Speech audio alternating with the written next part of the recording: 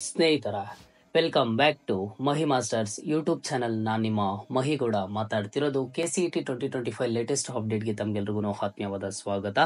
KA ಕಡೆಯಿಂದ ಒಂದು latest ಆಗಿ ಅಪ್ಡೇಟ್ ಆದರೆ ಬಂದಿದೆ KCET 2025 ವಿದ್ಯಾರ್ಥಿಗಳಿಗೆ. ಸೊ ಯಾರೆಲ್ಲ ಕೌನ್ಸಿಲಿಂಗ್ಗೆ ವೆಯ್ಟ್ ಮಾಡ್ತಿದ್ರ ಇಂತಹ ಸ್ಟೂಡೆಂಟ್ಸ್ಗೆ ನೀವು KCET ಎಕ್ಸಾಮ್ ಅನ್ನ ಬರ್ದಿದ್ರೆ ಕಂಪಲ್ಸರಿ ಆಗಿ ಇವತ್ತಿನ ಈ ವಿಡಿಯೋನ ಕಂಪ್ಲೀಟ್ ಆಗಿ ವಾಚ್ ಮಾಡಿ. ನೀವು ಮುಂದೆ ಕೌನ್ಸಿಲಿಂಗ್ಗೆ ವೆಯ್ಟ್ ಮಾಡ್ತಿದ್ರೆ ಲೇಟೆಸ್ಟ್ ಆಗಿ ಒಂದು ಇಂಪಾರ್ಟೆಂಟ್ ಅಪ್ಡೇಟ್ ಬಂದಿರುವಂಥದ್ದು.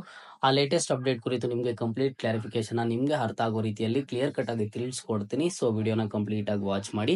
ಅಂಡ್ ಹಾಗೇನು ನೋಡಿ, ಮೊದಲಿಗೆ ಹೇಳ್ತಿದ್ದೀನಿ, ಮಹಿ ಮಾಸ್ಟರ್ಸ್ ಯೂಟ್ಯೂಬ್ ಚಾನಲ್ ಅಲ್ಲಿ ನಿಮಗೆ ಎಲ್ಲಾ ತರಹದ KCET ಕೌನ್ಸಿಲಿಂಗ್ ಅಪ್ಡೇಟ್ಸ್ ಬರ್ತಿರುತ್ತೆ. ಆಪ್ಷನ್ ಎಂಟ್ರಿ ಯಾವ ರೀತಿ ಮಾಡಬೇಕು, ರಿಸಲ್ಟ್ ಯಾವ ರೀತಿ ಇರುತ್ತೆ, ಪ್ರತಿಯೊಂದನ್ನು ಅಪ್ಡೇಟ್ ಮಾಡ್ತಿರ್ತೀನಿ. ಸೊ ಚಾನಲ್ಗೆ ಎಲ್ಲರೂ ಮರಿದೆ ಲೈಕ್ ಸಬ್ಸ್ಕ್ರೈಬ್ ಅನ್ನ ಮಾಡ್ಕೊಳ್ಳಿ. ಇಂಪಾರ್ಟೆಂಟ್ ಆಗಿ ನಮ್ಮ ಒಂದು ಚಾನಲ್ ಅಲ್ಲಿ ಸ್ಕಾಲರ್ಶಿಪ್ ಅಪ್ಡೇಟ್ಸ್ ಆದ್ರೆ ಸಿಗ್ತಿರುತ್ತೆ.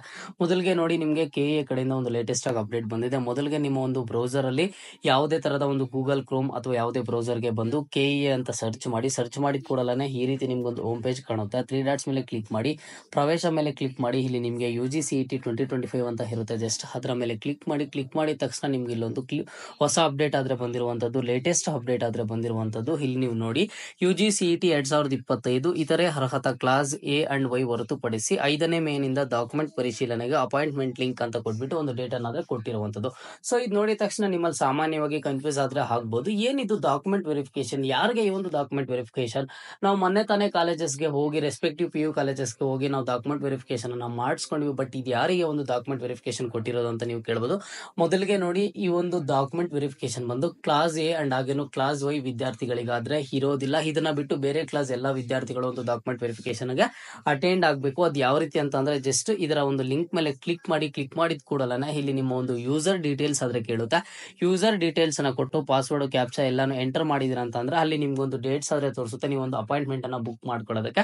ಈಗ ಮೇ 5ನೇ ತಾರೀಕಿಂದ ಕೊಟ್ಟಿರುವಂತದ್ದು. ಮೇ 5 ಮೇ 6 ಅಲ್ಲಿರುತ್ತೆ ಒಂದು ಟೈಮಿಂಗ್ಸ್ ಡೇಟು. ಅದ್ರ ಮೇಲೆ ಕ್ಲಿಕ್ ಮಾಡಿ ಯಾವೊಂದು ಡೇಟ್ಗೆ ಅಪಾಯಿಂಟ್ಮೆಂಟ್ ಅನ್ನ ನೀವು ಬುಕ್ ಮಾಡ್ಕೋತಿರೋ ಅದೇ ಒಂದು ಟೈಮು, ಅದೇ ಒಂದು ಡೇಟ್ಗೆ ನೀವು KA ಮಲ್ಲೇಶ್ವರಂ ಅಲ್ಲಿರುವಂತಹ KA ಆಫೀಸ್ಗೆ ವಿಸಿಟ್ ಮಾಡಿ. ಇದು ನಿಮ್ಗೆ ಕಂಪ್ಲೀಟ್ಲಿ ಆಫ್ಲೈನ್ ಡಾಕ್ಯುಮೆಂಟ್ ವೆರಿಫಿಕೇಶನ್ ಆಗಿರುತ್ತೆ. ಆನ್ಲೈನ್ ಅಲ್ಲ ಡಾಕ್ಯುಮೆಂಟ್ ವೆರಿಫಿಕೇಶನ್ ಮಾಡೋದು. ನಿಮ್ಗೆ ಕೊಟ್ಟಿರುವಂತಹ ಡೇಟ್ ಟು ಟೈಮ್ಗೆ ನೀವು ಹೋಗ್ಬಿಟ್ಟು KA ಆಫೀಸ್ಗೆ ವಿಸಿಟ್ ಮಾಡಿ. ಎಲ್ಲ ಡಾಕ್ಯುಮೆಂಟ್ಸ್ ಅನ್ನ ತಗೊಂಡು ನೀವೊಂದು ಡಾಕ್ಯುಮೆಂಟ್ ವೆರಿಫಿಕೇಶನ್ ಅನ್ನ ಕಂಪ್ಲೀಟ್ ಮಾಡ್ಕೋಬೇಕು. ಡಾಕ್ಯುಮೆಂಟ್ ವೆರಿಫಿಕೇಶನ್ ಕಂಪ್ಲೀಟ್ ಮಾಡ್ಕೊಂಡ್ರೆ ಅಷ್ಟೇ ನೆಕ್ಸ್ಟ್ ನೀವು ಎಲಿಜಿಬಲ್ ಇರ್ತೀರ ಒಂದು ಕೌನ್ಸಿಲಿಂಗ್ ಆಗ್ಲಿ ಆಪ್ಷನ್ ಎಂಟ್ರಿಗೆ ಆಗ್ಲಿ.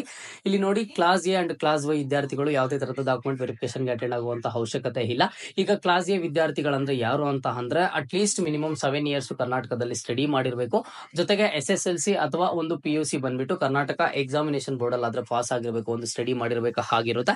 ಸೊ ಈಗ ಕ್ಲಾಸ್ A ವಿದ್ಯಾರ್ಥಿಗಳು ನೀವು ಈಗಾಗಲೇ ನಿಮ್ಮ ಒಂದು ಡಾಕ್ಯುಮೆಂಟ್ ವೆರಿಫಿಕೇಶನ್ ಅನ್ನ ಕಂಪ್ಲೀಟ್ ಮಾಡ್ಕೊಂಡಿದ್ದೀರಾ ಅಂದ್ರೆ, ನೀವು ನಿಮ್ಮ ಒಂದು ರೆಸ್ಪೆಕ್ಟಿವ್ PU ಕಾಲೇಜಸ್ಗೆ ಹೋಗಿದ್ದೀರಾ. ಯಾರೆಲ್ಲ ಡಾಕ್ಯುಮೆಂಟ್ ವೆರಿಫಿಕೇಶನ್ ಮಾಡಬೇಕು ಕ್ಲಾಸ್ A ವಿದ್ಯಾರ್ಥಿಗಳು ಅಂತ ಹೇಳ್ಬಿಟ್ಟು ನಾನು ಈಗಾಗಲೇ ಅಪ್ಡೇಟ್ ಮಾಡಿದೆ. ಅದನ್ನ ನೋಡ್ಕೊಂಡು ಹೋಗಿ ಸ್ಟೂಡೆಂಟ್ಸ್ ಯಾರಿಗೆಲ್ಲ ಅವಶ್ಯಕತೆ ಇದೆಯೋ ಅಂತ ಸ್ಟೂಡೆಂಟ್ಸ್ PU ಕಾಲೇಜಸ್ಗೆ ಹೋಗಿ ಒಂದು ಡಾಕ್ಯುಮೆಂಟ್ ವೆರಿಫಿಕೇಶನ್ ಅನ್ನ ಕಂಪ್ಲೀಟ್ ಮಾಡ್ಕೊಂಡಿದ್ದೀರಾ. ಆ ಒಂದು ಸ್ಟೂಡೆಂಟ್ಸ್ ಅಲ್ಲ, ನೀವು ಯಾವ ಕ್ಲಾಸ್ ಏನು ಅಂತ ಹೇಳ್ಬಿಟ್ಟು ನಿಮ್ಮ ಒಂದು ಅಪ್ಲಿಕೇಶನ್ ಅಲ್ಲಿ ಇರುತ್ತೆ. ಅಂಡ್ ಹಾಗೇನು KA ವೆಬ್ಸೈಟ್ ಅಲ್ಲಿ PDF ಅಲ್ಲಿ ಕ್ಲಿಯರ್ ಕಟ್ ಆಗಿರುತ್ತೆ ಕ್ಲಾಸಸ್ ಬಗ್ಗೆ.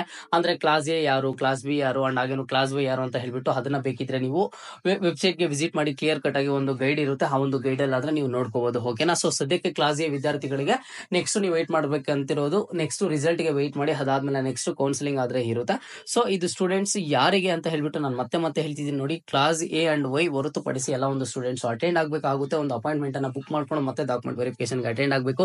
ಈಗಾಗಲೇ ಯಾರೆಲ್ಲ ರೆಸ್ಪೆಕ್ಟಿವ್ PU ಕಾಲೇಜಸ್ಗೆ ಹೋಗಿ ಡಾಕ್ಯುಮೆಂಟ್ ವೆರಿಫಿಕೇಶನ್ ಅಟೆಂಡ್ ಮಾಡಿದಿರಾ, ಮಾಡಿಸಿದಿರಾ, ಸೊ ಯಾರಿಗೂ ಇದರ ಒಂದು ಅವಶ್ಯಕತೆ ಆದ್ರೆ ಇಲ್ಲ. ಇವತ್ತಿನ ಈ ವಿಡಿಯೋದಲ್ಲಿ ಡಾಕ್ಯುಮೆಂಟ್ ವೆರಿಫಿಕೇಶನ್ ಕುರಿತು ನಿಮ್ಗೆ ಯಾವುದೇ ತರಹದ ಡೌಟ್ ಇರಲಿ ಕಮೆಂಟ್ ಬಾಕ್ಸ್ ಅಲ್ಲಿ ಕಮೆಂಟ್ ಅನ್ನ ಮಾಡಿ. ಖಂಡಿತವಾಗ್ಲೂ ಪ್ರತಿ ಕಮೆಂಟ್ಗೂ ರಿಪ್ಲೈ ಆದ್ರೆ ಮಾಡ್ತೀನಿ. ಇದು ಇವತ್ತಿನ ಮಾಹಿತಿ ಆಗಿತ್ತು. ಇದೇ ರೀತಿಯ ಎಲ್ಲ ಹೆಚ್ಚಿನ ಅಪ್ಡೇಟ್ಸ್ ಜೊತೆಗೆ ಮುಂದೆ ಸಿಗ್ತಾ ಇರೋಣ. ಅಲ್ಲಿಯ ತನಕ take care and keep watching Mahi masters for more updates.